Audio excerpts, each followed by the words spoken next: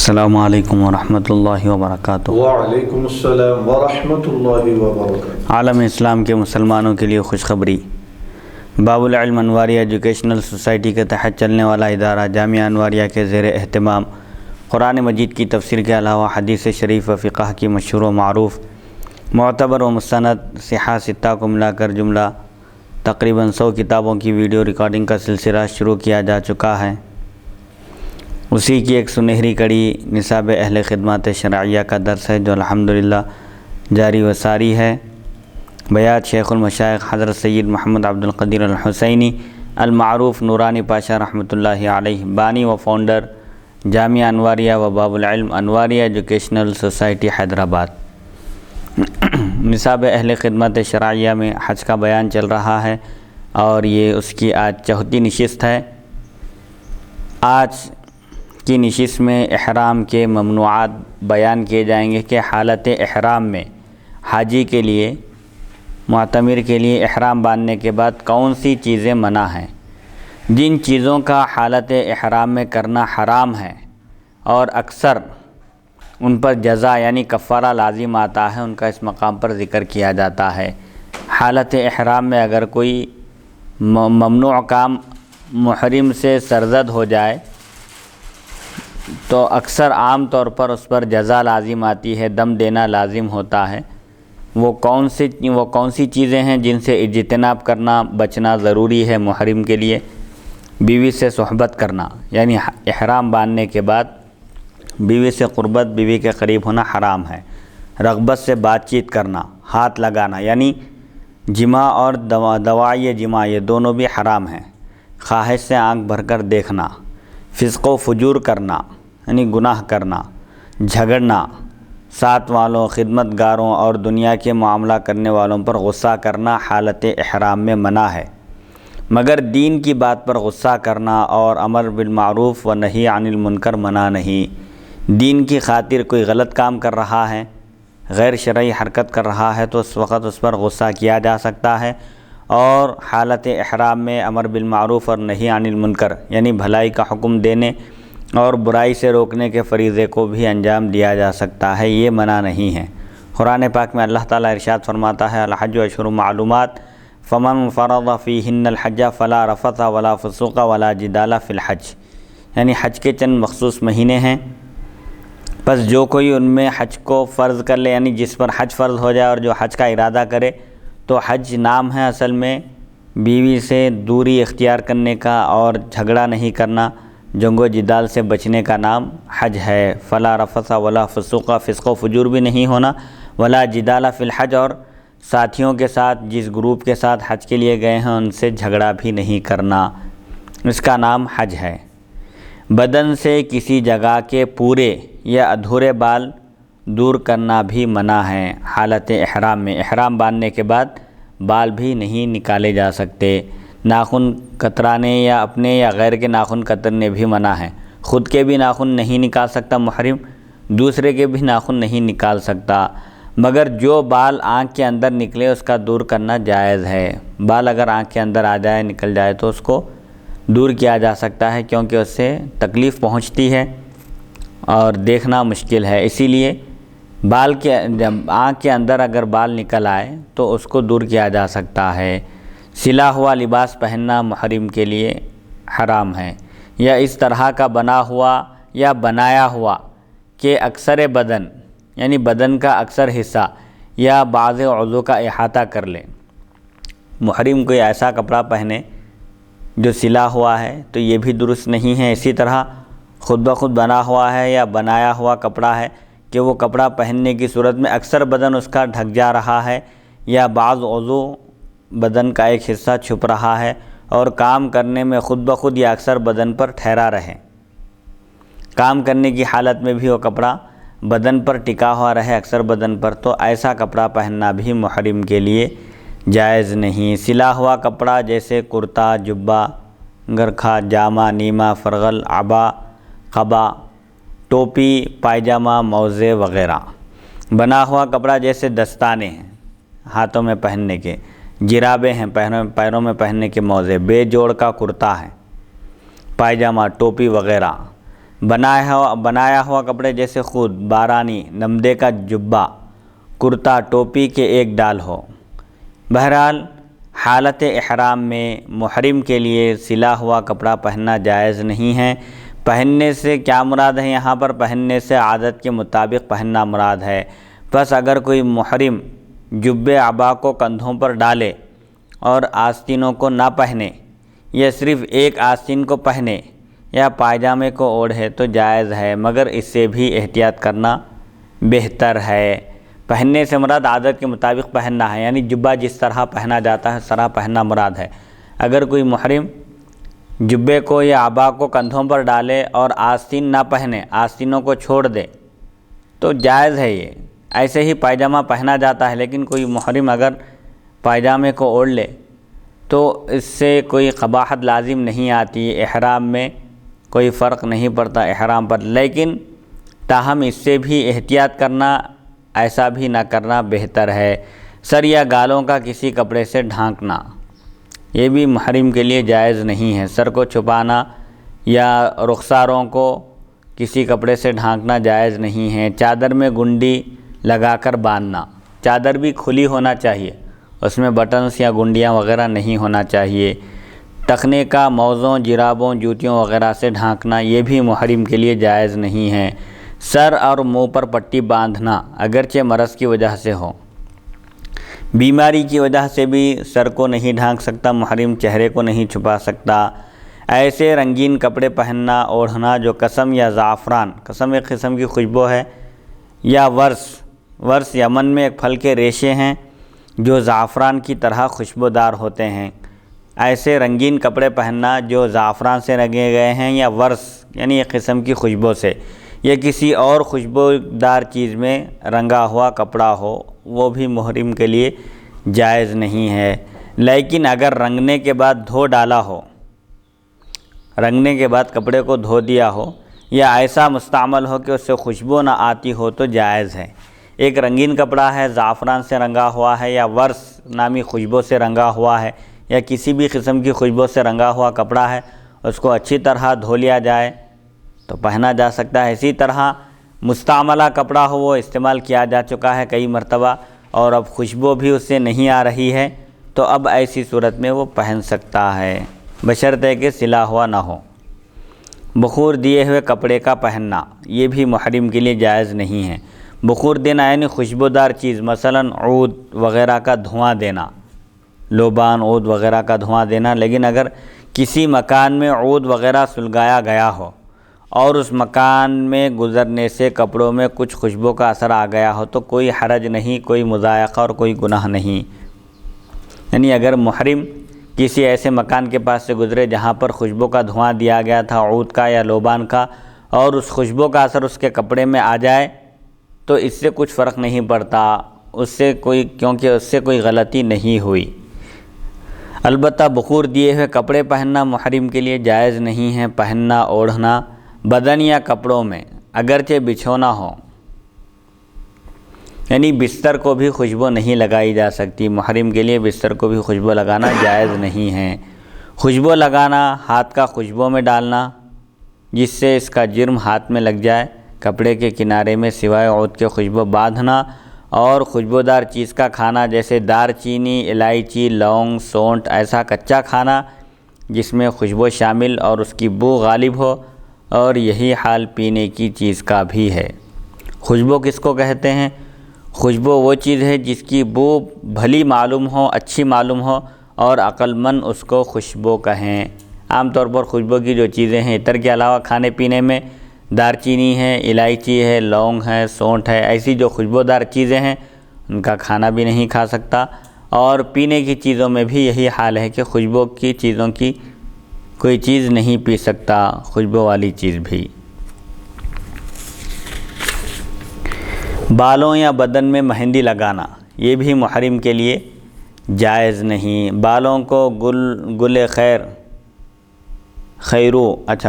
خیرو یا اسی قسم کی اور چیز سے دھونا، تیل لگانا یہ بھی منع ہے۔ بالوں کو گون وغیرہ سے جمانا، صحرائی جانور کا شکار کرنا، محرم کے لیے شکار کرنا بھی حلال نہیں ہے حالت احرام میں۔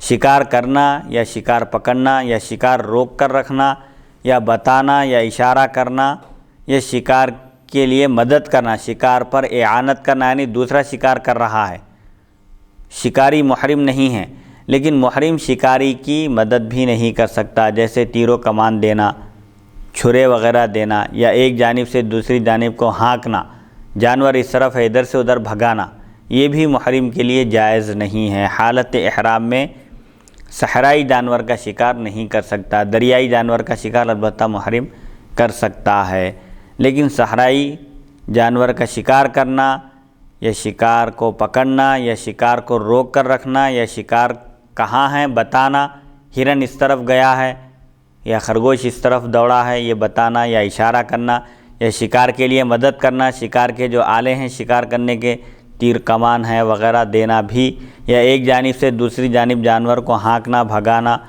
اس کا انڈا یا پر یا بازو یا پاؤں توڑنا یا اس کا گوشت پکانا یا بھوننا، دودھ دوہنا یا بیچنا یا خریدنا، یہ سب محرم کے لیے جائز نہیں ہیں۔ یا بدن کا اس طرح کھجانا کہ اس سے بال ٹوٹ جائے یا جوں مر جائے، جوں کا بدن یا کپڑے سے مارنا یا دور کرنا، اس طرح دور کرنا کہ زمین پر ڈال دے جس سے وہ مر جائے، اگر سر میں جوں ہو تو جوؤں کو نکال کر زمین پر ڈال دے، اور اگر اپنے کپڑے یا بدن سے کاٹنے کی تکلیف کی وجہ سے ایک جگہ سے دوسری جگہ رکھ دے تو جائز ہے۔ کسی کے سر میں اگر جوں ہو جائے اور وہ محرم ہو، جوں اس کو پریشان کر رہے ہوں، تو ایسی صورت میں کپڑے یا بدن سے کاٹنے کی صورت میں تکلیف ہو رہی ہے اس لیے ایک جگہ سے دوسری جگہ اٹھا کر اس کو رکھ دے تو اس میں کوئی حرج نہیں ہے۔ جوں کا بدن یا کپڑے سے مارنا یہ بھی محرم کے لیے جائز نہیں ہے، یا دور کرنا یا مارنے کے لیے کسی کے حوالے کرنا، بشرطہ کہ وہ مار ڈالے، یا کپڑوں کو جوں کے دور ہونے یا مرنے کے لیے دھوپ میں ڈالنا، جن کپڑوں میں احرام کے کپڑے ہیں ان میں اگر جوں ہوں تو جوؤں کو دور کرنے کے لیے یا مارنے کے لیے دھوپ میں بھی نہیں ڈال سکتا، یا دھونا ان کپڑوں کو، یا غیر سے کہنا کہ تو جوں کو میرے بدن یا کپڑے سے مار یا دور کر، یہ بھی جائز نہیں ہے، یا اس بات کو بتانا یا اشارہ کرنا، یہ سب باتیں محرم کے لیے منع ہیں، لیکن اگر غیر کی جوں زمین پر گری ہوئی ہو تو اس کو مارنا جائز ہے۔ محرم البتہ دوسرے کی جوں زمین پر گر جائے تو اس کو مار سکتا ہے، لیکن اپنی جوں کو وہ کپڑے یا بدن سے نہیں مار سکتا، اگر تکلیف پہنچ رہی ہے نکال کر زمین پر ڈال دینا چاہیے۔ حرم کے درخت کو سوائے ذخیر گھاس کے کاٹنا یا چرانا جائز نہیں۔ حدود حرم میں جو درخت ہیں ان کو کاٹنا یا وہاں کی گھاس اکاڑنا بھی جائز نہیں ہے، البتہ ذخیر نامی ایک گھاس ہے اس کو کاٹا جا سکتا ہے، اس میں جانور کو چرایا جا سکتا ہے، صرف ایک گھاس کو کاٹنے اور چرانے کی اجازت ہے، بقیہ کسی درخت کو یا کسی گھاس کو کاٹنے یا جانوروں کو چرانے کی اجازت نہیں ہے حدود حرم میں۔ اب موجودہ زمانے میں یہ گھاس کاٹنے، درختوں کو کاٹنے کا مسئلہ نہیں رہا، کیونکہ توسیع ہو چکی ہے، یہ اس زمانے کی بات ہے جب بہت کم تعداد میں لوگ حج کو جاتے تھے اور آثار قدیمہ باقی تھے، اب چونکہ توسیع ہو چکی ہے دور دور تک گھاس کا، درختوں کا کوئی تصور نہیں ہے۔ بہرحال اس زمانے کے لحاظ سے اگر کسی زمانے میں پھر ایسا ہو جائے تو اس وقت حالت احرام میں محرم حدود حرم میں، حرم کے علاقے میں کوئی درخت بھی نہیں کاٹ سکتا اور کوئی گھاس بھی نہیں اکھاڑ سکتا۔ یہ وہ چیزیں ہیں جو حالت احرام میں محرم کے لیے منع ہیں۔ اگر ان میں بعض صورتیں ایسی ہے کہ اگر کوئی محرم اس کا ارتکاب کر لے تو بعض صورتوں میں محرم پر کفارہ بھی لازم آتا ہے، یعنی ایک بکری قربانی دینا واجب ہو جاتا ہے۔ اب مکروہات احرام کا بیان ہوگا۔ اب اس سے پہلے ممنوعات احرام بیان کیے گئے کہ حالت احرام میں محرم کے لیے کیا کیا چیزیں منع ہیں۔ اب حالت احرام میں محرم کے لیے کون کون سی چیزیں مکروہ ہیں ان کا بیان ہوگا۔ وہ چیزیں جو حالت احرام میں مکروہ ہیں اور ان پر جزا لازم نہیں آتی، یعنی ممنوعات احرام میں کیا ہوتا ہے، عام طور پر وہاں پر اگر محرم ممنوعات احرام میں سے کسی کا ارتکاب کر لے، یعنی کوئی ممنوع چیز محرم سے سرزد ہو جائے، صادر ہو جائے، تو اس پر جزا لازم ہے، کفارہ لازم ہے بطور فدیہ ایک بکری قربانی دینا واجب ہے، لیکن مکروہات احرام میں دم واجب نہیں ہوتا، جزا لازم نہیں آتی، صرف مکروہ ہے۔ وہ کیا کیا ہیں؟ بدن سے میل کا دور کرنا، بالوں کا کھولنا، سر کے بالوں یا داڑھی میں کنگھی کرنا، یہ مکروہ ہے محرم کے لیے، لیکن اس پر کفارہ لازم نہیں آتا ان امور کے کرنے سے۔ داڑھی یا سر کا یا باقی جسم کا زور سے کھجانا، جس سے بال کے ٹوٹنے یا جوں کے مرنے کا اندیشہ ہو۔ چادر کا گردن پر باندھنا، سر یا منہ کا پردہ کعبے سے اس طرح چھپانا کہ سر یا منہ پر لگ جائے۔ عبا قبا جیسے پوستین، لبادے وغیرہ کا اوڑھنا۔ کندھوں سے بغیر دونوں آستینوں یا ایک آستین پہنے کے گرہ باندھنا۔ چادر یا تہبند کے ایک کنارے کو دوسرے کنارے سے یا دونوں کناروں کو ملا کر کاٹنا یا سوئی چبھونا یا ڈوری وغیرہ سے باندھنا۔ کانٹا یا سوئی چبھونا یا ڈوری وغیرہ سے باندھنا۔ چادر یا تہبند کے 2 پارٹ سی کر یا پیون لگا کر باندھنا۔ اوڑھنا، غیر خوشبودار سیاہ، زرد، نیلا کپڑا پہننا حالت احرام میں مکروہ ہے۔ خوشبو والا کپڑا نہیں ہے لیکن کالا کپڑا ہے، یا زرد یعنی پیلا کپڑا ہے، نیلا یعنی اودہ کپڑا ہے، یہ بھی حالت احرام میں پہننا مکروہ ہے۔ خوشبو سونگھنا یا ہاتھ لگانا، بشرطے کہ اس کا جرم جسامت ہاتھ میں نہ لگے۔ محرم کے لیے خوشبو سونگھنا جائز ہے لیکن لگانا جائز نہیں ہے، یا خوشبو کو ہاتھ لگانا چاہے تو لگا سکتا ہے، لیکن شرط یہ ہے کہ خوشبو کی جو جسامت ہے، جسم ہے، جرم ہاتھ کو نہ لگے، یعنی خوشبو اگر ہاتھ میں آئے تو کوئی حرج نہیں، لیکن خوشبو کا نشان نہ لگے، ہاتھ کو نہ لگے۔ خوشبودار پھولوں، میووں اور بوٹیوں کا سونگھنا یہ بھی محرم کے لیے مکروہ ہے۔ عطار کے پاس، عطر بیچنے والے کے پاس یا اس کی دکان پر خوشبو سونگھنے کے لیے بیٹھنا یہ بھی محرم کے لیے مکروہ ہے۔ سر اور منہ کے سوا کسی اور عضو پر بغیر مرض کے پٹی باندھنا، ناک یا ٹھڈی کا کپڑے سے ڈھانکنا، یہ سب امور مکروہ ہیں حالت احرام میں محرم کے لیے۔ سب امور میں سب کام، مگر ہاتھ سے ڈھانکنا مکروہ نہیں ہے۔ اور جس کھانے کی کچی چیز میں خوشبو مل کر مغلوب ہو گئی ہو، گو اس میں سے بو آتی ہو، اس کا کھانا پینا اور تکیے پر پیشانی رکھ کر اوندھا سونا بھی مکروہ ہے۔ یعنی کچا کھانا ہے، تر چیز ہے، اس میں خوشبو ملائی گئی تھی، لیکن خوشبو زیادہ نہیں ہے، خوشبو مغلوب ہے یعنی کم ہے، خوشبو نہیں کے برابر ہے، اس کے باوجود خوشبو آ رہی ہے، سے دار چینی ہے یا مسالے ہیں، ایسی چیز ڈالی گئی تھی، لونگ ہے یا الائچی ہے، کھانے میں ڈالی گئی، اگرچہ کہ وہ زیادہ نہیں ڈالی گئی، اس کی خوشبو مغلوب ہو گئی کھانے کے مقابلے میں، لیکن پھر بھی خوشبو آ رہی ہے، زیادہ نہیں لیکن کم آ رہی ہے، اس کے باوجود ایسے کھانے کا استعمال کرنا محرم کے لیے مکروہ ہے۔ حالت احرام میں ایسی چیز کھانا اور پینا بھی مکروہ ہے۔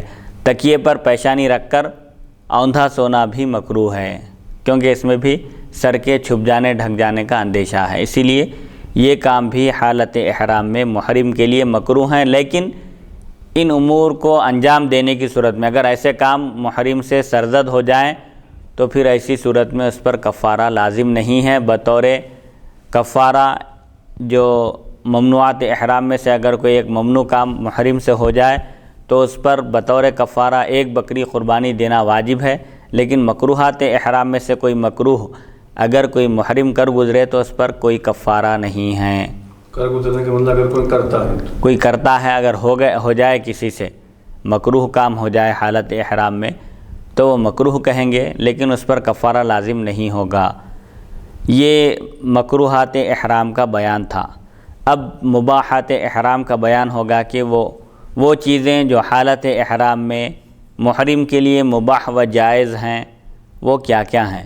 وہ چیزیں جو حالت احرام میں مباح و جائز ہیں حسب ذیل ہیں، یعنی اس کو آگے بیان کیا جا رہا ہے۔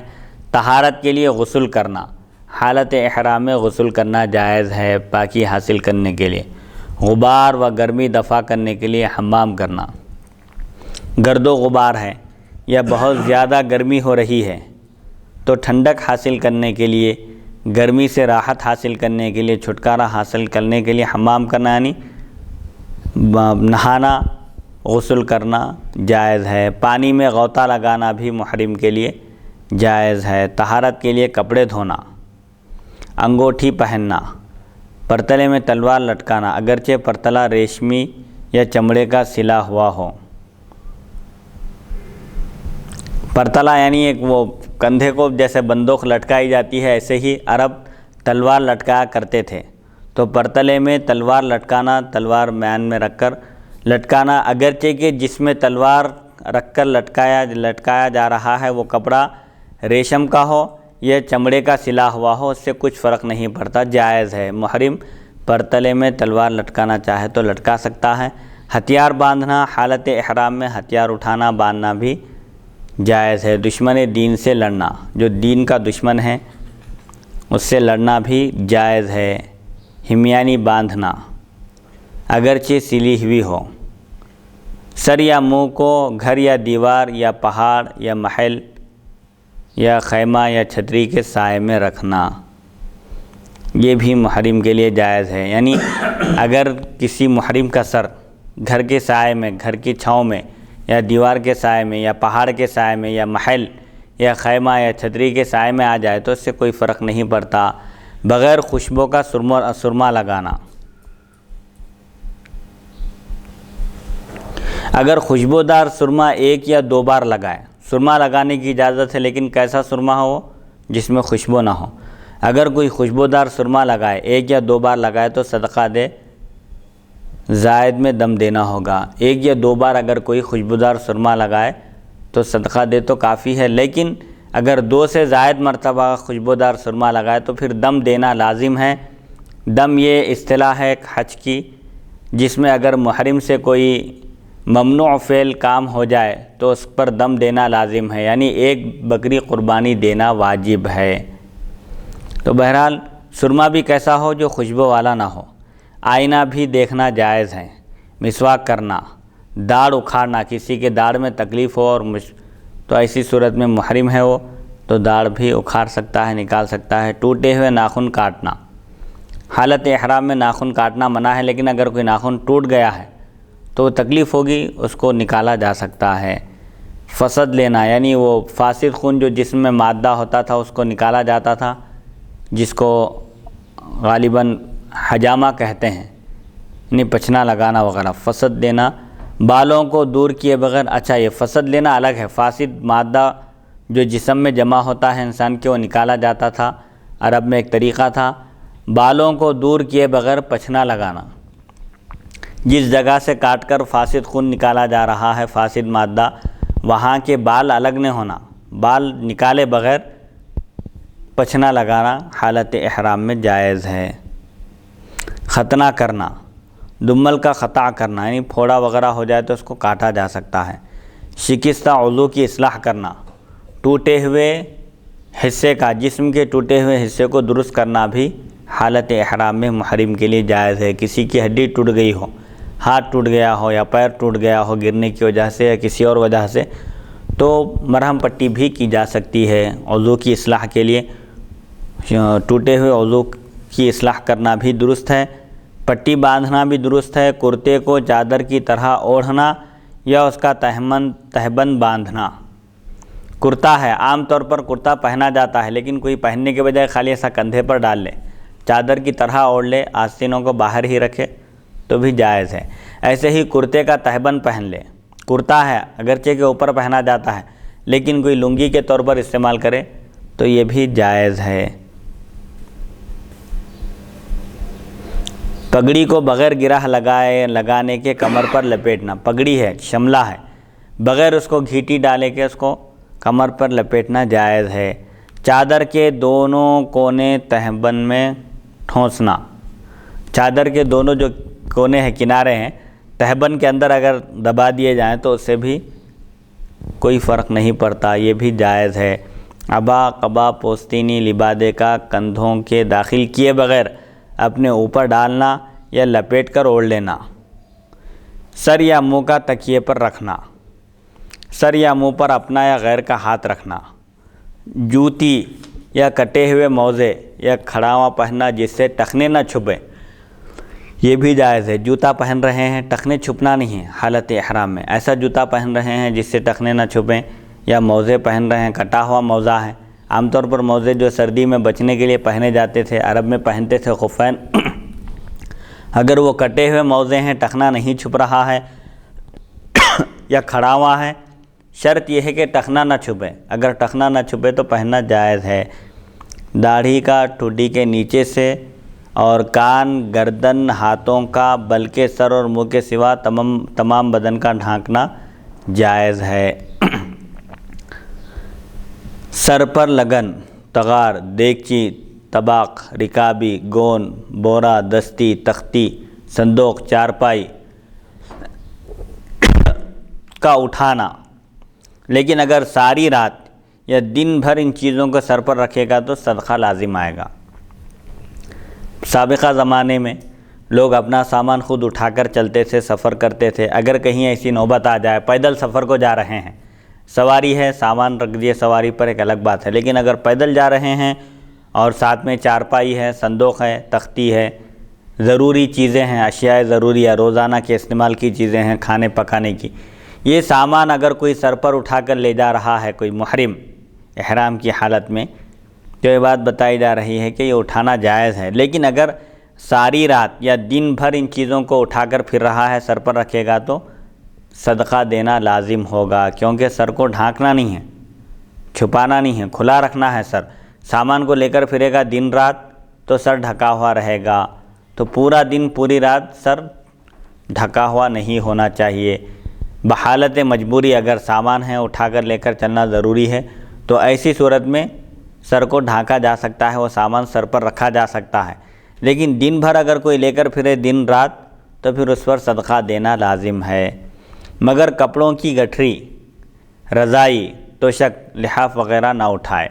ہاں، کپڑوں کا گٹھا ہے، کپڑے باندھ دیے گئے ہیں پوٹلی میں، تو کپڑوں کی پوٹلی، رضائی، توشک وغیرہ نہ اٹھائے سر پر۔ شکار، صحرائی کا گوشت کھانا، جس کو غیر محرم شکار و ذبح کیا ہو، یہ بھی جائز ہے محرم کے لیے۔ صحرائی یعنی دریائی نہیں، زمینی شکار ہے، اس کا گوشت کھا سکتا ہے، لیکن اس میں بھی شرط یہ ہے کہ وہ شکار کس نے کیا ہو؟ غیر محرم نے، ایسے شخص نے شکار کیا ہو جو حالت احرام میں نہ ہو۔ زمین حل میں بدون شرکت محرم کے کسی طرح کی شرکت سے شکار کرنا۔ زمین حل یعنی جہاں پر شکار کرنا حلال ہے، حرم میں شکار کرنا حرام ہے۔ حل کی زمین میں محرم کو شریک کیے بغیر کسی طرح کی شرکت سے شکار کرنا، یہ بھی جائز ہے۔ زمین حل یعنی جہاں پر حدود حرم میں حالت احرام میں شکار کرنا منع ہے۔ کوئی حل کی زمین پر ہے، حرم کے علاقے کے باہر ہے، اور محرم کو ساتھ لیے بغیر شکار کرنا چاہتا ہے تو شکار کر سکتا ہے، لیکن محرم صحرائی شکار نہیں کر سکتا۔ زمینی شکار نہ شکار کر سکتا ہے، نہ شکار کی طرف اشارہ کر سکتا ہے، نہ شکار کے لیے مدد کر سکتا ہے۔ مچھلی کھانا یہ بھی حلال ہے، کیونکہ مچھلی سمندری جانور ہے۔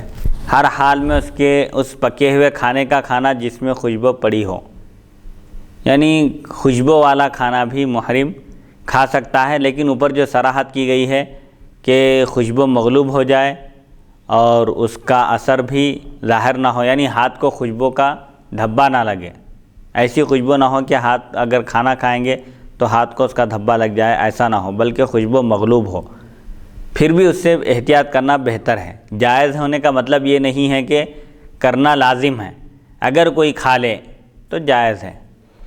کچے کھانے کا اس حال میں کھانا جبکہ اس میں خوشبو مل کر معلوم نہ ہوتی ہو، کچا کھانا ہے کھا سکتے ہیں، خوشبو ملی ہوئی ہے، لیکن خوشبو ملنے کے باوجود معلوم نہ ہو کہ اس کے اندر خوشبو ملی ہوئی ہو، نہ رنگ ظاہر ہے نہ اس کی بو آ رہی ہے، ایسا کھانا ہے تو کھا سکتے ہیں۔ گھی کھایا جا سکتا ہے حالت احرام میں، چربی، روغن، زیتون، تل کا تیل، اور جس روغن میں خوشبو نہ ہو اس کا کھانا بھی محرم کے لیے جائز ہے۔ زخم میں تیل لگانا یعنی زخم کو تیل لگانا بھی جائز ہے۔ مرہم پٹی کرنا، کوئی زخم ہو جائے تو ایسی صورت میں محرم اس کو تیل لگا سکتا ہے، دوا ڈوری بھی کر سکتا ہے۔ زمین حل میں درخت اور گھاس کا کاٹنا خواہ خشک ہو یا تر۔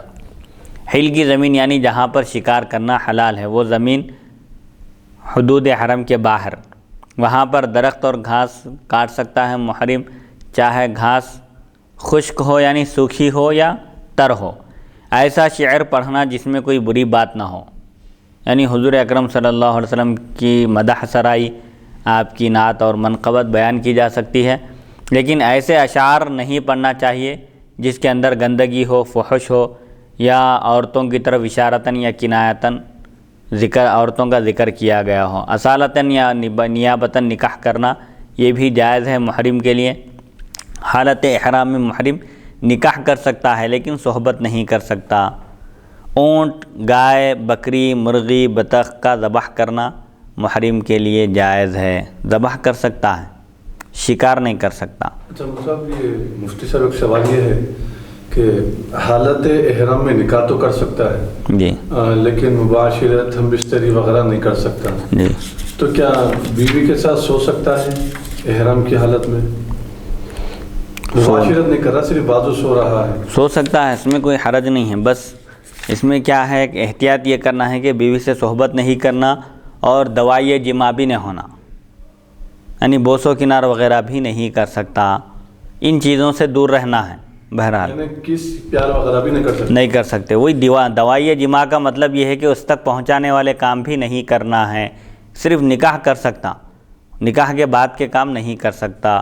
اونٹ، گائے، بکری، مرغی، بطخ بھی ذبح کر سکتا ہے۔ داڑھی یا بالوں یا کسی عضو کو اگر جوں کے مرنے، جھڑنے یا بال کے ٹوٹنے کا خوف ہو، آہستہ آہستہ انگلیوں سے بغیر ناخن کے کھجانا، اور اگر ایسا خوف نہ ہو تو زور سے بھی کھجانا جائز ہے، اگرچہ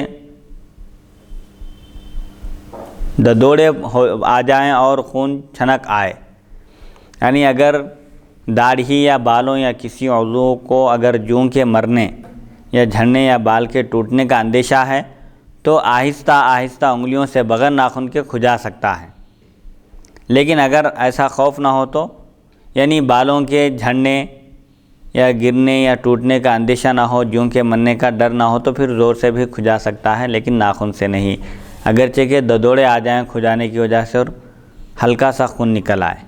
عطر والے کے پاس یا اس کی دکان پر بلا نیت خوشبو سونگھنے کے بیٹھنا یہ بھی جائز ہے۔ عطر والے کے پاس بیٹھ رہا ہے لیکن خوشبو سونگھنا اس کا مقصد نہیں ہے، اس کی نیت خوشبو سونگھنے کی نہیں ہے، خوشبو سونگھنے کی نیت کے بغیر اگر بیٹھے تو عطر والے کے پاس بیٹھنا بھی حالت احرام میں جائز ہے۔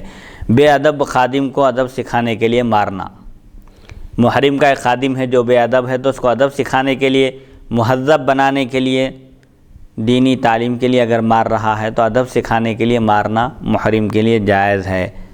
حل و حرم میں مردار، خار اور ناپاکی کھانے والے کوے، چیل، سانپ، بچھو، چوہے، چچوندری، بھیڑیے، گیدڑ، پروانے، مکھی، چونٹی، چپکلی، زنبور، پسو، ساہی، مچھر، کھٹمل اور مزی حملہ آور درندوں کو مارنا۔ حل و حرم میں، حرم یعنی جہاں پر شکار کرنا حرام ہے، حرم کا علاقہ ہے۔ حل یعنی حرم کے علاوہ کا جو حصہ ہے وہاں پر مردار خار یعنی مردہ کھانے والے اور ناپاکی کھانے والے جانوروں کو، اب اس میں تقریباً چیزیں گنا رہے ہیں، کوا ہے، چیل ہے، سانپ ہے، بچھو ہے، اور مزی حملہ آور درندوں کو مارنا محرم کے لیے جائز ہے، مگر جوں کو مارنا اس لیے جائز نہیں ہے کہ بدن کے میل سے پیدا ہوتی ہے۔ حل میں اور حرم میں دونوں جگہ جب جانوروں کو مارنے کی اجازت دی جا رہی ہے، خود بدن میں اگر جوں ہو تو اس کو نہیں مارا جا سکتا۔ کیوں؟ اس کی وجہ یہ ہے کہ جوں بدن کے میل سے پیدا ہوتی ہے، بس لہٰذا اس کو مارنا یا دور کرنا گویا اپنے بدن یا کپڑے کو میل سے صاف کرنا ہے، جو درست نہیں ہے۔ حکمت یہ بتائی جا رہی ہے، جوں کو حالت احرام میں محرم اس لیے نہیں مار سکتا کیونکہ جوں میل سے پیدا ہوتی ہے اور محرم کے لیے حالت احرام میں میل کچیل دور کرنا درست نہیں ہے۔ یہ مباحات احرام کا بیان تھا کہ حالت احرام میں یہ چیزیں محرم کے لیے مباح اور جائز ہیں۔ اب عمرے کا طریقہ بتایا جاتا ہے کہ عمرہ جو ادا کیا جاتا ہے اس کا طریقہ کیا ہے، اور آنے والے کہاں سے آ رہے ہیں ان کو کس طرح عمرہ ادا کرنا چاہیے، احرام کہاں سے باندھنا چاہیے۔ جیسا کہ اس سے پہلے میقات کا ذکر گزر چکا ہے کہ میقات یعنی احرام باندھنے کی جگہ، اس مقام سے پہلے احرام باندھ لینا چاہیے۔ اگر بغیر احرام کے اس مقام کو پار کر جائیں میقات کو تو پھر دم دینا لازم ہوگا۔ عمرے کا طریقہ یہ ہے کہ جو آفاقی یعنی جو مکے کا رہنے والا نہیں ہے، دوسری جگہ سے مکے کو آ رہا ہے، آفاقی شوال کے مہینے میں اور ذی قعدہ کے مہینے میں اور ایام عشرہ ذی الحج کے سوا، یعنی شوال، ذی القعدہ اور ذی الحج کے 10 دن کے سوا میقات پر گزرے وہ فقط عمرے کا احرام باندھے۔ اگر کوئی شخص شوال، ذی قعدہ اور ذی الحج کے 10 دن چھوڑ کر سال کے کسی بھی دن اگر گزر رہا ہے میقات کے پاس سے تو اس کو صرف عمرے کا احرام باندھنا چاہیے، اور جو ان مہینوں میں گزرے وہ عمرے کی نیت سے یا قران یا تمتع کی نیت سے احرام باندھ کر لبیک کہتا ہوا جیسا کہ پہلے مذکور ہوا مکے کی طرف چلے۔ یعنی اگر مہینہ شوال کا نہیں ہے، ذی قعدہ کا نہیں ہے، ذی الحج کے 10 دن نہیں ہیں تو صرف عمرے کی نیت سے احرام باندھا جا سکتا ہے، لیکن اگر مہینہ شوال کا ہے، ذی قعدہ کا ہے یا ذی الحج کے 10 دن ہیں تو ان مہینوں میں گزرنے والے کو عمرے کی نیت سے یا قران یا تمتع کی نیت سے احرام باندھ کر لبیک کہنا چاہیے۔ جب زمین حرم پہنچے، زمین حرم کی علامت کیا ہے؟ حضرت ابراہیم علیہ السلام کے وقت سے ہر طرف سے میل نصب ہے۔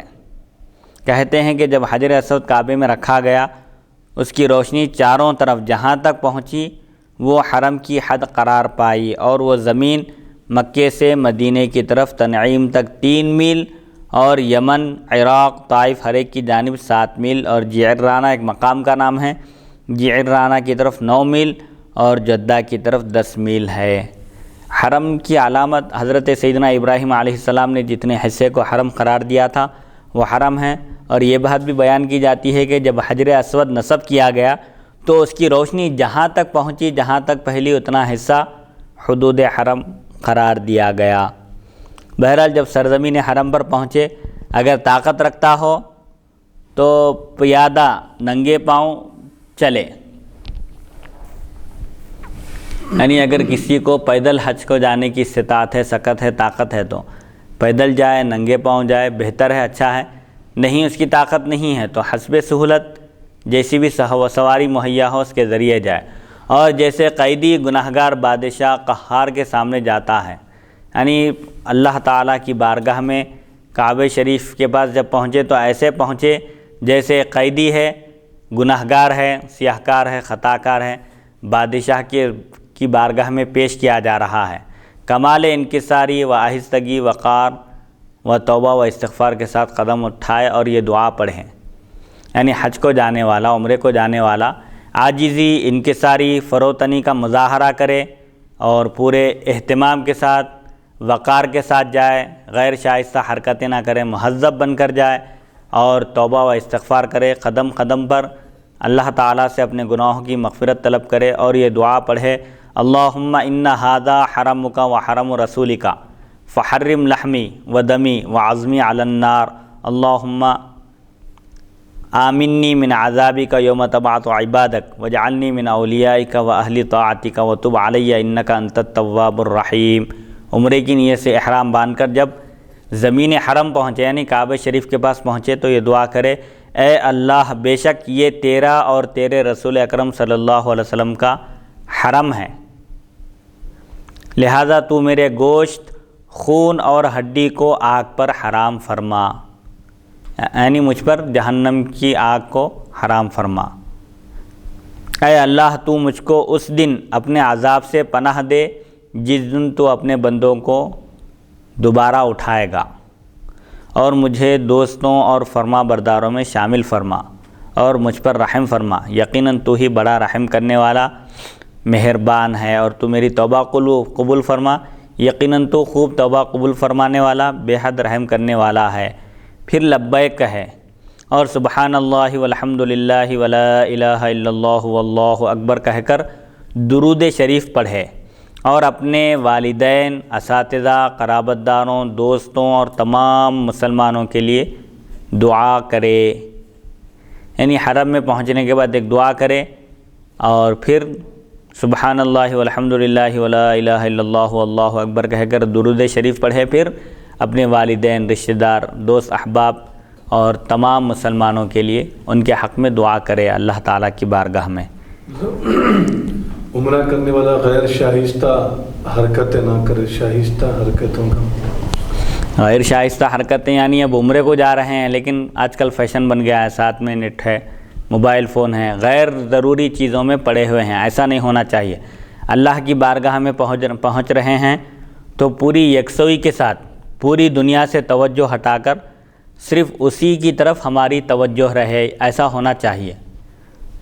احرام باندھ کر جا رہے ہیں عمرے کے لیے لیکن دل پورا ادھر لگا ہوا ہے، کاروبار میں ہے، تجارت میں ہے، بیوی بچوں میں توجہ ہے پوری بیوی بچوں کی طرف، ایسا نہیں ہونا چاہیے۔ اللہ کی بارگاہ میں پہنچ رہے ہیں، حاضر ہو رہے ہیں تو اس کا شکر بجا لانا چاہیے کہ اس نے ہم کو ایسے مقدس مقام کی زیارت کا موقع عنایت فرمایا اور مجھے یہ سعادت حاصل ہو رہی ہے۔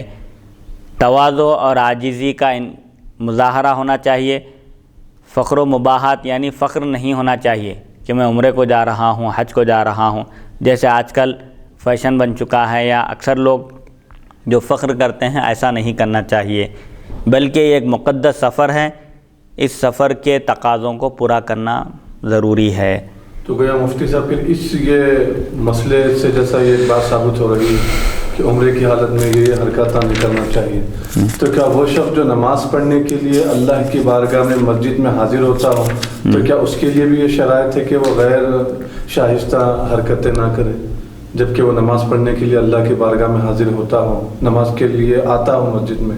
جی، تو اس پر بھی یہ بات جو ہے صادق آ سکتی ہے۔ تمام اسلامی عبادات کو ادا کرنے کے لیے بندے کے لیے لازم ہے کہ وہ اپنے آپ کو عاجزی اور انکساری کا پیکر بنا کر ظاہر کرے۔ ایک طرف نماز بھی پڑھ رہا ہے، چوری بھی کر رہا ہے، تو فائدہ ہی کیا ہوگا اس کا؟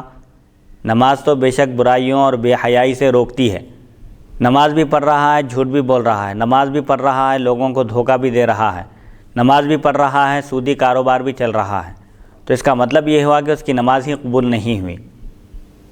تو نماز کا اثر یہ ہوتا ہے کہ جب بندہ نماز پڑھتا ہے صدق دل سے، پوری یکسوئی کے ساتھ، تو یقیناً وہ برائیوں سے رک جاتا ہے۔ برائیوں سے نہیں رک رہا ہے تو اس کو اپنا جائزہ لینا چاہیے، اپنے گریبان میں جھانک کر دیکھنا چاہیے کہ اس کے اندر کوئی خامی تو نہیں ہے، کیونکہ نماز پڑھنے کے باوجود گناہوں سے باز نہ آئے تو اس سے صاف ظاہر ہوتا ہے کہ اس کی نماز میں کوئی نقص اور کمی رہ گئی ہے، جس کی وجہ سے اس پر عبادت کا اثر نہیں ہو رہا ہے۔ یہ تمام چیزوں میں لازم ہے، چونکہ حج زندگی میں صرف ایک مرتبہ کیا جاتا ہے، اسی لیے پورے اہتمام کے ساتھ حج کو جانا چاہیے۔ غیر شائستہ حرکتیں، حج خالی ضمنی ہو رہا ہے، عمرہ ضمن میں بنا دیا اور وہاں پر سیر و تفریح کے لیے جا رہے ہیں، مقصد شاپنگ ہے، راستے میں بھی وہی کامہ کر رہے ہیں، یہ مراد ہے۔ یہاں پر اللہ کی بارگاہ میں پہنچ رہے ہیں تو وہاں شان و شوکت کا مظاہرہ نہیں کرنا چاہیے، بلکہ ایسے حاضر ہونا چاہیے جیسے کسی قیدی کو، کسی مجرم کو بادشاہ کے دربار میں پیش کیا جاتا ہے تو وہ سر جھکایا ہوا ہوتا ہے، اپنی نگاہیں نیچی رکھا ہوا ہوتا ہے اور اس کو اپنے جرم کا اعتراف ہوتا ہے، ایسا پہنچنا چاہیے۔ اللہ کی بارگاہ میں سراپا عجز و نیاز بن کر حاضر ہونا چاہیے۔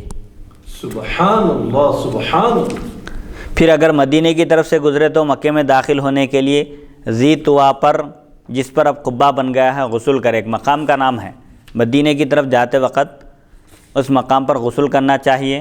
اور اگر عراق کی جانب سے گزرے تو بئر معونہ پر جو بطحائے مکہ میں جبل نور کے برابر واقع ہے غسل کرے، اور دوسری طرفوں میں جہاں مکے کے قریب پانی پائے غسل کرے۔ یعنی اس زمانے کے لحاظ سے یہ جو مقامات تھے، بئر معونہ وغیرہ، یہ سب اپنی اپنی اصلی حالت پر برقرار تھے، وہاں پر غسل کرنا چاہیے، بہتر ہے پاک و صاف ہو کر، ظاہری اعتبار سے بھی طہارت، نظافت، نفاست کے ساتھ مدینہ منورہ میں داخل ہو، جہاں پانی کی سہولت ہو غسل کرے، اگر پانی نہ ملے تو پھر وضو کر کے ہی آگے بڑھے یا اسی حال میں آگے بڑھ جائے۔ بہتر یہی ہے کہ دن کو پشت قدا کی طرف سے جو بلندی کی جانب جنت المعلا کے دروازے کے پاس ہے، مکے میں داخل ہو۔ بعض کہتے ہیں کہ جو مکے سے عمرے کے لیے یعنی عمرہ لانے کے لیے تنعیم کو جائے، وہ مکے کی پستی کی جانب سے پشت قدا کی طرف سے جو دروازے شبیکہ پر واقع ہے پھرے۔ بالفعل اکثر مکہ میں اسی طرح سے داخل ہوتے ہیں۔ ایک وادی کا نام ہے قدا، ایک جگہ ہے۔ داخل ہونے کا طریقہ بتایا جا رہا ہے۔ مستحب یہ ہے کہ مکے میں اگر داخل ہو تو اس کے پچھلے حصے سے داخل ہو اور نکلتے وقت سامنے کے حصے سے نکلے۔ اب بعض صورتیں ایسی ہیں اس میں جو اب موجودہ زمانے میں باقی نہیں رہیں، اس لحاظ سے اب جو طریقہ ہے وہاں پر پہنچنے کا، جو راستے بنے ہوئے ہیں ان راستوں سے جانا چاہیے۔ جب شہر مکہ معظمہ پر نظر پڑے، یہ دن میں جانا بہتر ہے بتلائے تھے، رات کو داخل ہونا بھی بلا کراہت جائز ہے، اور حضور صلی اللہ علیہ وسلم سے دونوں ثابت ہیں۔ اب مکہ مکرمہ میں دن میں بھی داخل ہوئے اور رات میں بھی داخل ہوئے، مگر عورت کے لیے رات کو داخل ہونا بہتر ہے، کیونکہ عورت سراپا ستر ہے، اس کو پوشیدہ رہنا، چھپے ہوئے رہنا، اپنے جسم کو چھپانا یہ بہتر ہے۔ اس لحاظ سے عورت کے لیے رات میں مکے میں داخل ہونا بہتر ہے۔ اب موجودہ زمانے میں یہ پیدل جانے کا، اونٹوں پر گھوڑوں پر جانے کا سب سسٹم ختم ہو چکا ہے۔ اب جہاز سے جس وقت پہنچے اسی وقت داخل ہونا چاہیے، چاہے دن میں پہنچے یا رات میں۔ افضل اور بہتر بتایا جا رہا ہے، لازم یا فرض یا واجب کے درجے میں نہیں ہے۔ جب شہر مکہ معظمہ پر نظر پڑے تو یہ دعا کرے، اللہم اجعل لی بہا قرارا ورزقنی بہا حلالا، اے اللہ تو مجھ کو اس میں ٹھہرنے کی جگہ عطا فرما اور مجھ کو اس میں حلال روزی عطا فرما۔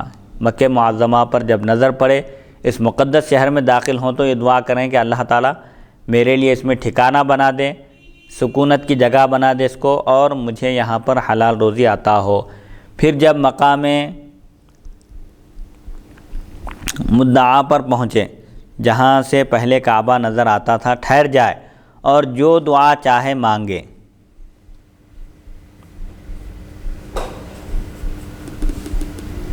مدعا بھی کہتے ہیں اس کو، یعنی دعا مانگنے کی جگہ، جہاں سے پہلے کعبہ نظر آتا تھا۔ ایک مقام ہے جہاں سے سب سے پہلے کعبے پر نظر پڑتی تھی، وہاں ٹھہر جائے اور جو چاہے دعا مانگے، مگر یہ دعا بہتر ہے، ربنا آتنا فی الدنیا حسنۃ وفی الآخرۃ حسنۃ وقنا عذاب النار، اللہم انی اسألک من خیر ما سألک بہ نبیک محمد صلی اللہ علیہ وسلم واعوذ بک من شر ما استعاذ منہ نبیک محمد صلی اللہ علیہ وسلم۔ اے پروردگار، تو دنیا و آخرت میں مجھے نیکی عطا فرما اور دوزخ کے عذاب سے بچا۔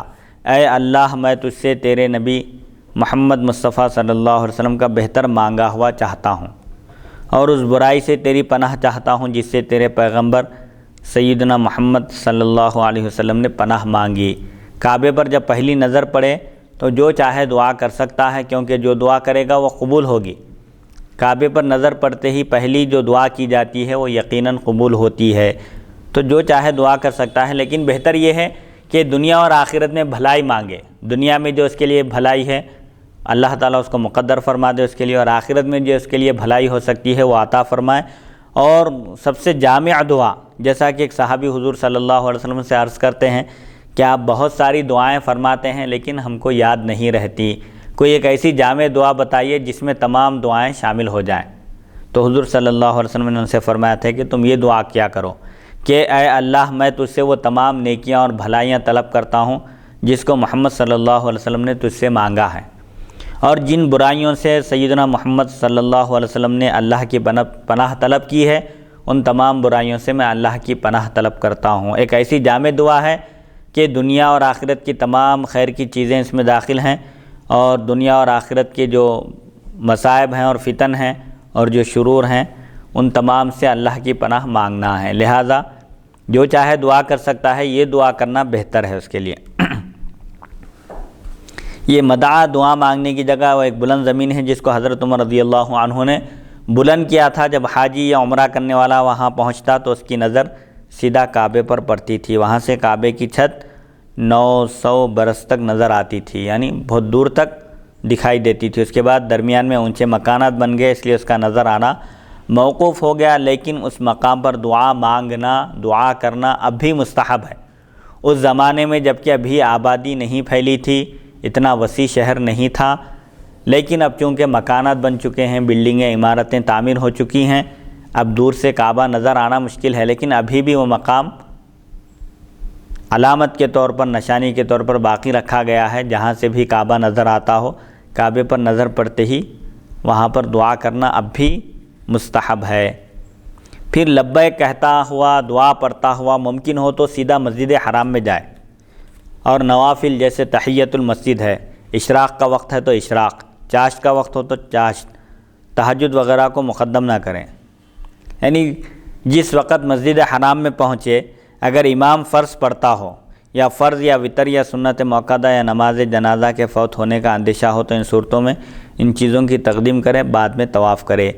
یعنی اگر کوئی شخص مسجد حرام میں پہنچے اور تحیۃ المسجد پڑھنے کی صورت میں، اشراق کی نماز پڑھنے کی صورت میں، چاشت و تہجد پڑھنے کی صورت میں اگر فرض نماز کے چھوٹ جانے کا اندیشہ ہے، یا وتر ہو رہی ہو، رمضان کا مہینہ ہے، وتر جماعت کے ساتھ ہو رہی ہو، یا تراویح ہو رہی ہو، سنت مؤکدہ ہو، یا نماز جنازہ ہو رہی ہے، ان نمازوں کے چھوٹ جانے کا اندیشہ ہے، تو پھر اب کوئی دوسری نفل نماز نہ پڑھے، بلکہ جو نماز ہو رہی ہو اس میں شامل ہو جائے، اس کے بعد پھر طواف کر لیں۔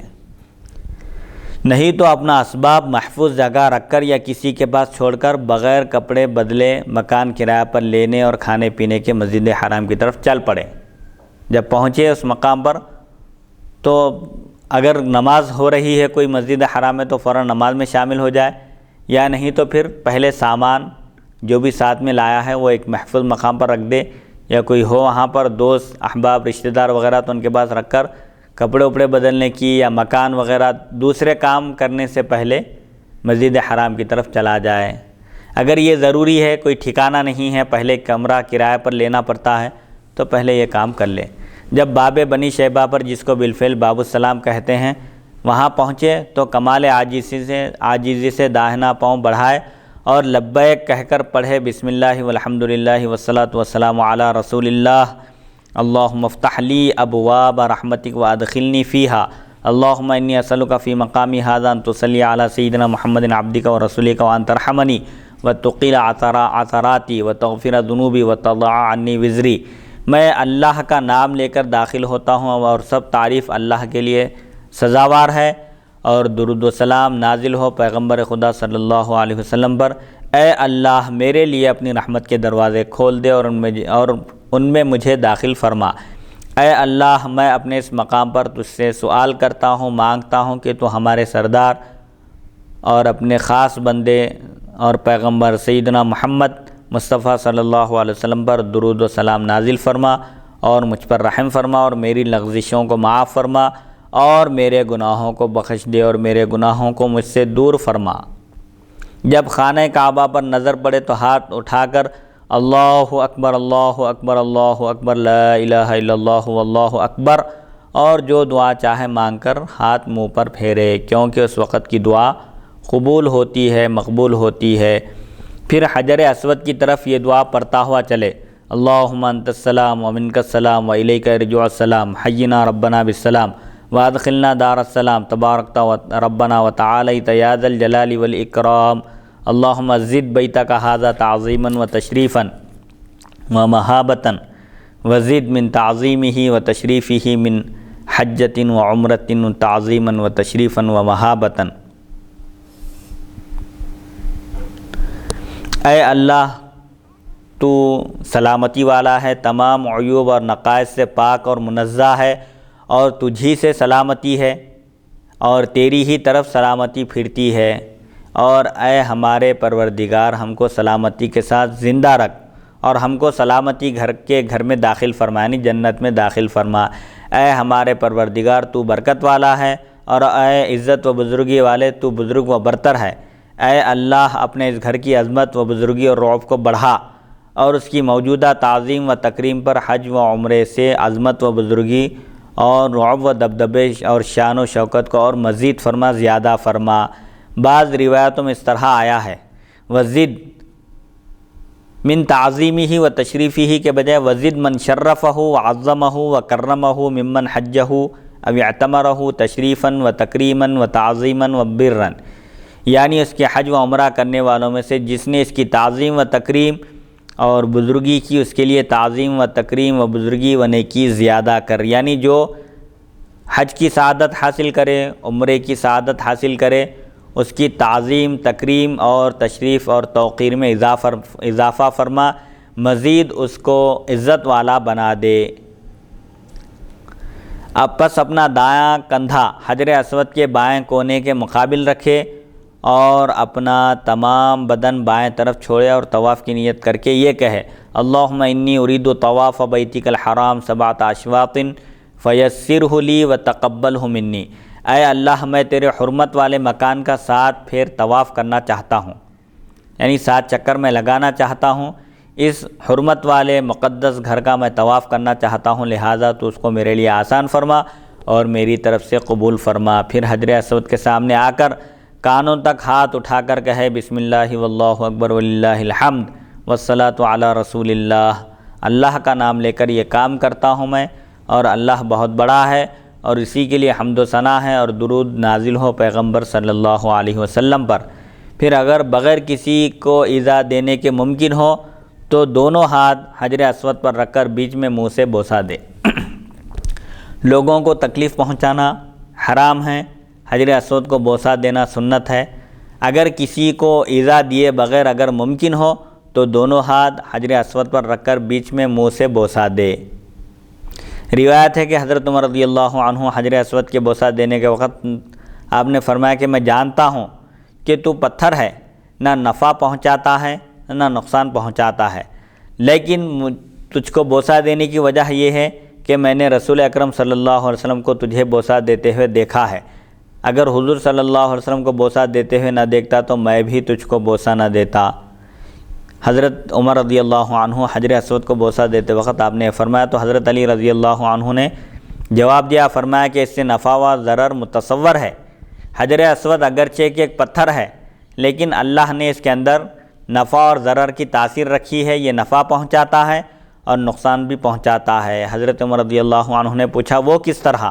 تو حضرت علی رضی اللہ عنہ نے جواب دیا کہ اللہ تعالیٰ نے آدمی کی ذریت کے عہد کا کاغذ اس کے منہ میں امانت کے طور پر رکھا ہے، اس نے کہا ہے کہ جو اس عہد کو پورا کرے گا میں اس کی گواہی دوں گا، پس اس کی گواہی یہی نفع ہے۔ حضرت عمر رضی اللہ عنہ نے فرمایا میں اس قوم میں زندہ رہنے سے پناہ مانگتا ہوں جس میں اے ابو الحسن آپ موجود نہ ہوں۔ ابو الحسن حضرت علی رضی اللہ عنہ کی کنیت ہے، لیکن مخفی نہ رہے کہ یہ اور طرح کا نفع ہے جس کی نفی حضرت عمر رضی اللہ عنہ نے کی تھی، اور اس سے اور طرح کا نفع مراد تھا، پس دونوں باتیں ٹھیک ہیں۔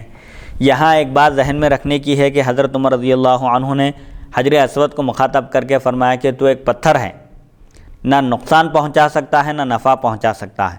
عام طور پر جو ہندو بتوں کی پوجا کرتے ہیں، پرستش کرتے ہیں، حضرت عمر رضی اللہ عنہ کا اشارہ اس بات کی طرف تھا کہ جیسا کہ عام طور پر عرب پہلے بت پرستی میں مبتلا تھے، عرب بتوں کی عبادت کرتے تھے، ہم حجر اسود کی عبادت نہیں کرتے، اس کو بوسہ دیتے ہیں، اس کی زیارت کرتے ہیں۔ زیارت اور عبادت میں فرق ہے، زیارت کرنا شرک نہیں ہے، عبادت کرنا غیر اللہ کی یہ شرک ہے۔ تو حضرت عمر رضی اللہ عنہ کا مقصد یہ تھا کہ حجر اسود بھی ایک پتھر ہے یہ بھی، لیکن حضرت علی رضی اللہ عنہ فرماتے ہیں کہ حجر اسود بھی ایک پتھر ہے لیکن عام پتھروں کی طرح یہ پتھر نہیں ہے، بلکہ یہ قیامت کے دن مومن کے ایمان کی گواہی دے گا اور منافق کے نفاق کی گواہی دے گا۔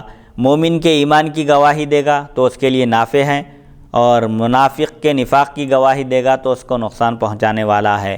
تو یہ بھی پتھر ہے، لیکن پتھر سمجھ کر دھوکہ نہ کھانا، بلکہ پتھر اور حجر اسود میں، عام پتھروں میں اور حجر اسود میں بہت بڑا فرق ہے۔ عام پتھر کسی بھی طرح نفع اور نقصان پہنچانے کے لائق نہیں ہیں، لیکن حجر اسود میں اللہ نے یہ تاثیر رکھی ہے کہ وہ قیامت کے دن اس کو بوسہ دینے والے جو بھی قیامت تک حجر اسود کو بوسہ دیں گے، جو ایمان والے ہیں ان کے مومن ہونے کی گواہی دے گا، اور جو منافق تھے ان کے نفاق کی گواہی دے گا۔ اس حیثیت سے یہ نافع بھی ہے اور ضار بھی ہے۔ حقیقت میں نفع پہنچانے والا اور نقصان پہنچانے والا تو اللہ ہی ہے، لیکن اللہ نے حجر اسود کو یہ تاثیر اور یہ خوبی عطا فرمائی ہے کہ وہ مومن کے ایمان کی گواہی دے گا اور منافق کے نفاق کی گواہی دے گا۔ تو اللہ کے عطا کرنے سے ہے، بذات خود نافع اور ضار نہیں ہے۔ حضرت عمر رضی اللہ عنہ حضرت علی کی شان بیان فرما رہے ہیں۔ حضرت علی رضی اللہ عنہ کی شان بیان فرما رہے ہیں کہ میں اس قوم میں زندہ رہنے سے اللہ کی پناہ طلب کرتا ہوں جس میں اے ابو الحسن آپ موجود نہ ہوں، یعنی آپ جو تشریح فرماتے ہیں اور جو رہنمائی فرماتے ہیں اور جو آگاہ فرماتے ہیں، حضور اکرم صلی اللہ علیہ وسلم سے آپ نے جو علوم و معارف حاصل کیے ہیں، جب ان کو بیان کرتے ہیں تو بہت سارے مسائل حل ہو جاتے ہیں اور بہت ساری گتھیاں سلجھ جاتی ہیں۔ بہرحال اس سے حضرت علی رضی اللہ عنہ کا مقام و مرتبہ بھی ظاہر ہوتا ہے، اور یہ بات بھی معلوم ہوتی ہے کہ خلفائے راشدین کا آپس میں کوئی بیر اور کوئی حسد اور بغض نہیں تھا۔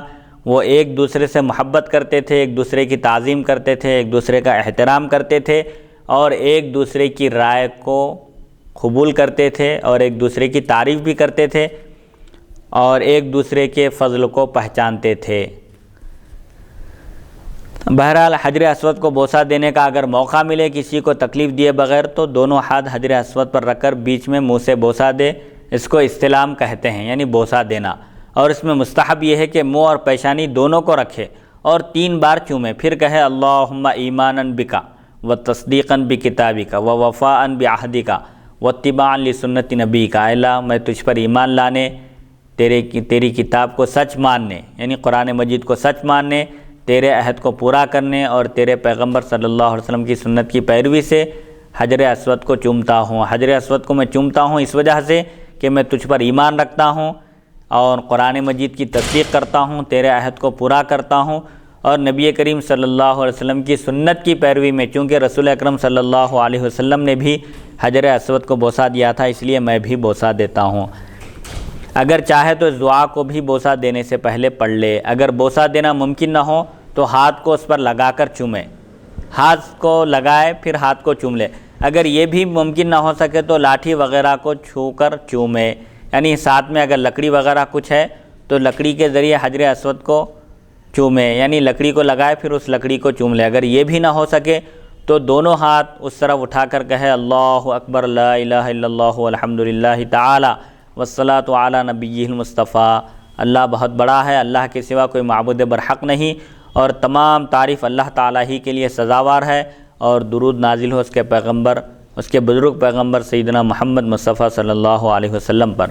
اور یہ سمجھ کر کے گویا میں نے دونوں ہاتھوں سے اس کو چھو لیا، ہاتھوں کو چومے۔ قریب تک نہیں پہنچ سکتا ہے تو دور سے ہاتھوں سے اشارہ کرے اور ہاتھوں کو چوم لے، پھر استباع کیے ہے اور عمل کے ساتھ دائیں طرف کو چلے۔ استباع کے معنی کیا ہیں؟ چادر کے دامن کو دائیں بغل کے نیچے سے نکال کر بائیں کندھے پر ڈالنے کا نام استباع ہے، یعنی چادر کو سیدھے ہاتھ کے نیچے سے نکال کر، کندھے کے نیچے سے نکال کر بائیں ہاتھ کے کندھے پر ڈال دے، اور رمل اس کا نام ہے۔ رمل کے ساتھ چلے یعنی مونڈھوں کو اچھالتے ہوئے، دونوں کندھوں کو ہلاتے ہوئے، اکڑتے ہوئے، اتراتے ہوئے، چھوٹے چھوٹے قدم رکھ کر جلدی جلدی چلے، جیسے پہلوان دنگل میں اور سپاہی میدان جنگ میں کرتے ہیں، یعنی رمل کرنا بھی سنت ہے۔ رمل کا حکم کیوں دیا گیا تھا؟ کیونکہ جب صحابہ کرام مدینہ منورہ سے مکہ مکرمہ آئے عمرے کے لیے تو صحابہ کی حالت دیکھ کر قریش نے کہا، کفار مکہ نے کہا کہ مدینہ کی فضا ان کو سازگار نہیں ہوئی، راس نہیں آئی، یہ لوگ بیمار ہو گئے۔ تو حضور صلی اللہ علیہ وسلم نے فرمایا کہ بیماری کا اظہار نہ کرو یہاں پر، بلکہ اپنی طاقت، تندرستی اور صحت کا اظہار کرو۔ اس کے لیے دونوں کندھوں کو ہلاتے ہوئے، اکڑتے ہوئے، اتراتے ہوئے، چھوٹے چھوٹے قدم رکھ کر جلدی جلدی چلو۔ جلدی جلدی چلنا ہے لیکن چھوٹے چھوٹے قدم رکھ کر اور اتراتے ہوئے، اکڑتے ہوئے۔ تکبر نہیں ہے یہاں پر، بلکہ یہ بتانے کے لیے کہ ہم کمزور نہیں ہیں، جیسے پہلوان دنگل میں چلتا ہے اور سپاہی میدان جنگ میں کرتے ہیں۔ اگر ازدحام کی وجہ سے رمل نہ ہو سکے تو ٹھہر جائے، بہت زیادہ ہجوم ہے، رمل نہیں کر سکتے تو تھوڑی دیر توقف کرے، جب لوگ کم ہوں تب رمل کے ساتھ طواف کرے، اور ابتدائے طواف سے لبیک کہنا موقوف کرے۔ جب طواف شروع کرے تو اس وقت لبیک نہ کہے۔ جب ملتزم کے مقابل یعنی حجر اسود اور دروازہ کعبہ کے درمیان میں پہنچے تو یہ کہے ربنا آتنا فی الدنیا حسنۃ وفی الآخرۃ حسنۃ وقنا عذاب النار وسبحان اللہ والحمد للہ ولا الہ الا اللہ اکبر ولا حول ولا قوۃ الا باللہ العلی العظیم۔ اے ہمارے پروردگار تو ہم کو دنیا و آخرت میں بھلائی عطا فرما اور دوزخ کے عذاب سے ہماری حفاظت فرما۔ پاکی اور حمد اللہ تعالیٰ کے لیے لائق ہے اور اللہ کے سوا کوئی معبود برحق نہیں، اور اللہ بہت بڑا ہے، اور گناہ سے بچنے اور عبادت کرنے کی طاقت تو صرف اللہ و بزرگ برتر کی عطا سے ہے۔ جب دروازے کے سامنے آئے تو کہے اللہم ھذا البیت بیتک وھذا الحرم حرمک وھذا الامن امنک وھذا المقام مقام العائذ بک من النار اللہم قنعنی بما رزقتنی وبارک لی فیہ واخلف علی کل غائبۃ لی بخیر لا الہ الا اللہ وحدہ لا شریک لہ لہ الملک ولہ الحمد وہو علی کل شیء قدیر۔ اے اللہ یہ گھر تیرا گھر ہے۔ بیت اللہ کہتے ہیں احتراماً، یعنی اللہ حالانکہ مکان سے پاک ہے، اللہ کی طرف نسبت کرتے ہیں اس کی عظمت بتانے کے لیے۔ یہ گھر تیرا گھر ہے اور یہ حرم تیرا حرم ہے اور یہ بچاؤ تیرا بچاؤ ہے، یعنی یہ امن کا مقام ہے۔ ومن دخلہ کان آمنا، جو کوئی بیت اللہ میں داخل ہو جائے، حرم میں داخل ہو جائے تو وہ امن والا ہو گیا، اور یہ مقام اس شخص کا مقام ہے جو تیری پناہ طلب کرتا ہے دوزخ سے۔ اے اللہ تو اپنی دی ہوئی روزی پر مجھے قناعت کرنے والا بنا اور اس میں مجھے برکت عطا فرما، اور میری ہر غائب چیز کا خیر کے ساتھ تو خلیفہ ہو، یعنی مجھ سے جو چیزیں غائب ہیں، اہل و عیال، مال و دولت، جو کچھ بھی میں چھوڑ کر آیا ہوں ان تمام کی نگہداشت فرما، نگرانی فرما، حفاظت فرما۔ سوائے اللہ بزرگ و برتر کے، یعنی سوائے خدا یکتا کے کوئی سچا معبود برحق نہیں، اس کا کوئی شریک نہیں، بادشاہت اور سب تعریف اسی کے لیے سزاوار ہے، اور وہ ہر چیز پر قدرت رکھنے والا ہے۔ یہاں تک یہ طواف کے مسائل تھے۔ اب اس میں جو طریقہ بتایا جا رہا ہے حجر اسود کو بوسہ دینے کا، طواف کرنے کا، دوران طواف دعائیں کرنے کا، اب پھر رکن عراقی کے سامنے جب پہنچے تو یہ دعا پڑھے اللہم انی اعوذ بک من الشک والشرک والنفاق والشقاق وسوء الاخلاق وسوء المنقلب فی الاہل والمال والولد۔ اے اللہ میں شک، شرک، نفاق، دشمنی، بدخلقی یعنی بد اخلاقی اور برے انجام سے اپنے اہل اور مال اور اولاد کے متعلق تیری پناہ چاہتا ہوں۔ یعنی جب رکن عراقی کے سامنے پہنچے تو یہ دعا کرے کہ شرک سے بھی اللہ کی پناہ طلب کرے، شک سے بھی، نفاق سے بھی، اور اختلاف سے بھی، بد اخلاقی سے بھی، اور اپنے گھر واپس ہونے تک مال، اولاد، دولت، بیوی بچوں میں کوئی نقصان ہونے سے بھی اللہ کے پناہ طلب کرے کہ اللہ تعالیٰ اس کے حج سے واپس ہونے تک، عمرے سے واپس ہونے تک اس کے اہل و عیال کی بھی حفاظت فرمائے۔ جب میزاب کے مقابل پہنچے تو یہ دعا پڑھے اللہم اظلنی تحت ظل عرشک یوم لا ظل الا ظلک ولا باقی الا وجہک واسقنی بکأس محمد صلی اللہ علیہ وسلم شربتا لا اظمأ بعدہا۔ اے اللہ جس دن تیرے ہی رحمت کے سائے کے سوا کوئی سایہ نہ ہوگا اور صرف تیری ہی ذات باقی رہے گی، اس دن مجھے اپنے عرش کے سائے کے نیچے رکھ، اور حضرت سیدنا محمد مصطفیٰ صلی اللہ علیہ وسلم کے پیالے سے ایسا جام پلا، ایسا شربت پلا کہ اس کے بعد میں کبھی پیاسا نہ ہوں۔